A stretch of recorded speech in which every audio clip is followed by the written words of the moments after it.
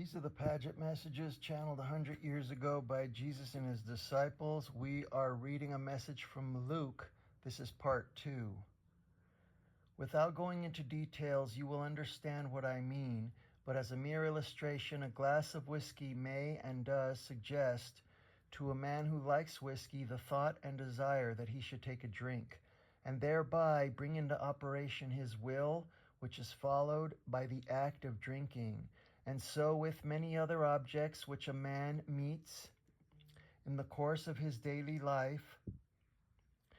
But these thoughts and desires arise not only from seeing objects, but also from feeling and tasting them. And again, these objective suggestions causing these thoughts and desires arise and exist not only from the real object sensed, but also from words and thoughts which are expressed by other human beings in course of conversations or in books and literature. And when they come in this way, they are frequently more effective than in any other, and hence, as these objective words and thoughts enter the mind of man, they create similar thoughts, which frequently intensify and attract the evil spirits of like thoughts with their degenerating influences. Hence the importance of a man avoiding companionship where such communications take place, and the books and literature where these evil suggestions are made. It has been well said that evil communications corrupt good manners, and I may add that such communications corrupt good thoughts and produce evil desires and retard the progress of the soul in its natural love. For it must be remembered that this love is pure and free from all evil or taint of defilement when it is fully developed, and anything that tends to defile it retards the progression of the soul in this particular.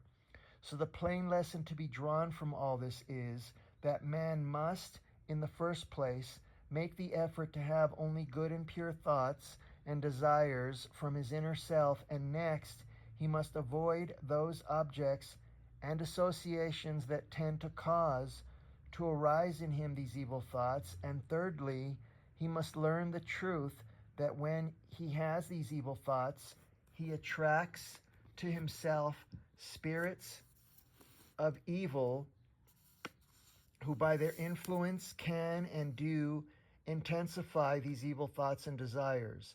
I know as regards this last mentioned truth that the majority of men have no knowledge of its existence, but it is time that they should learn that such a danger to their soul's progression does exist and is always imminent.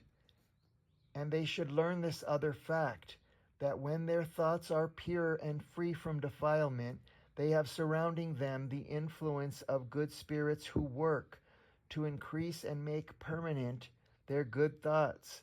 And as these good thoughts continue, the natural love develops towards its pristine condition of purity, and man comes nearer to his designed condition of existence. So you will see from this that as man's thoughts and desires become freed from these things that tend to defile him, he naturally progresses toward that condition which is necessary in order for him to have this development of the soul in its natural love.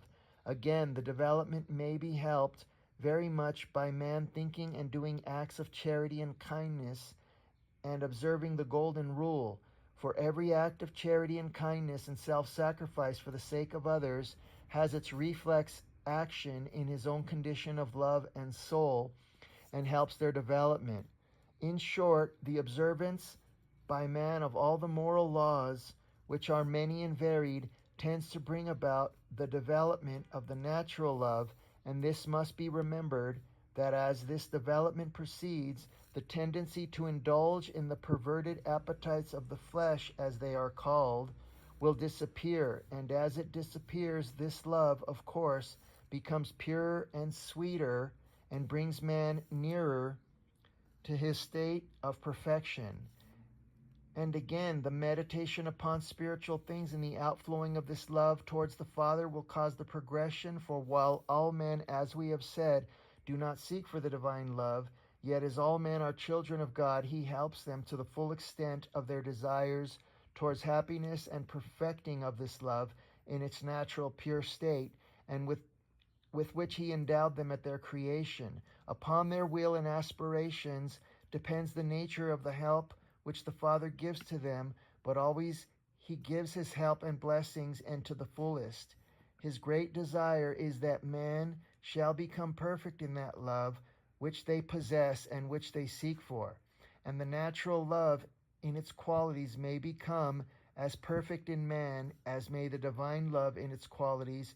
Each is just as much in harmony with God's universe in its respective qualities as is the other. Again, these are the Paget messages channeled 100 years ago by Jesus and his disciples. Free PDFs at divinelove.org and divinetruth.com. Also available on Amazon. And there will be a part 3 of this message.